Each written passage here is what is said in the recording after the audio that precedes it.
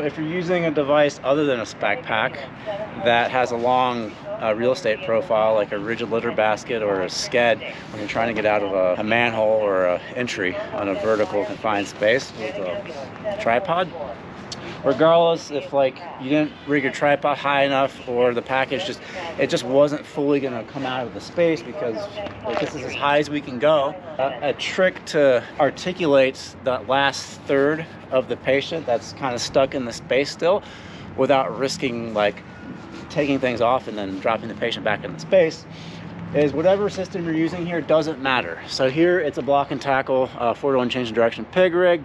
This could be a single line, whatever, but you lose space with whatever system you are raising to the bridle, and then we can compensate for this loss by having the rescuers in the space pre-rig a block and tackle set of 4s.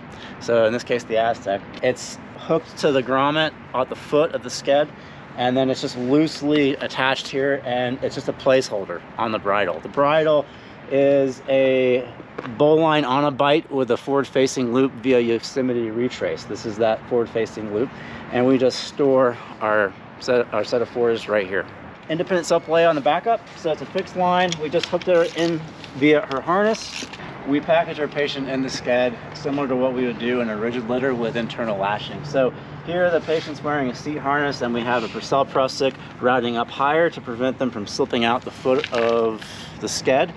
And you can't see it, but the feet are lashed with another Purcell routing up. So a lot of the weight is settling in on the feet, and it's creating better comfort for our patient. Also, there's a rigid backboard behind this. Is it mandatory? Well, for the maneuvers we're about to do, yeah, because we're gonna actually pivot and pitch the litter horizontally, and when we do that without something rigid, if it's just the SKED by itself, it creates a lot of force and wants to bend that SKED in half. And if the patient's in the SKED, it wants to bend the patient in half too. So you need something rigid behind this if we're gonna actually make this pivoting maneuver with this set of 4s here. Okay, so you guys ready? All right, so we're as high as we can go. Let's DC and reposition the set of 4s up into the head of the tripod. Okay, so we're hooked in. So right now, let's just take on the set of 4s at the foot and go up. And then now we're gonna go down on the head. And so we go down on the head, up on the feet, and now we pivot.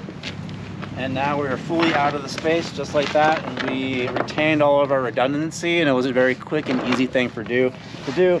We didn't have to manhandle a lot of things, and we didn't have to risk like leveraging the patient package with a bunch of people hauling in all different directions outside of the footprint of the tripod and messing all those resultant forces up. So just a quick, fast, easy way to do it. There are other ways out there, but the rescuers can get the set of 4s on pre-rigged in advance so that the people up on the top side can just do their work a lot more cleanly. It's a way.